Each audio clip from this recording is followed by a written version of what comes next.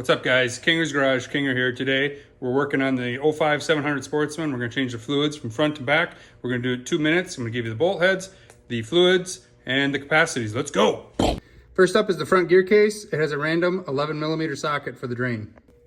The fill plug is right there. We're back to 8mm Allens where you can't flip around a Allen wrench because it's too tight to the splash shield.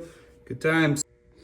My unit takes about 6 ounces of demand drive because the Hilliard clutches are in the front diff there. If your unit takes a gear case and you have Hilliard clutches in the hub, then you're going to want a different fluid for that. But mine is 5 ounces of demand drive fluid. At the transmission, you have an 8mm drain plug and fill plug. The drain is right underneath the fill plug. There's the fill plug there. Use a pick to pull out all the dirt before you use the Allen so you don't strip the bolt out. And the transmission takes 15 ounces of AGL transmission fluid. Change your oil filter, and there's a 6mm Allen head bolt on the bottom of the crankcase.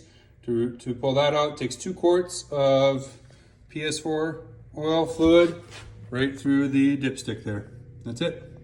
Finally, at the back, 5/8 fill plug.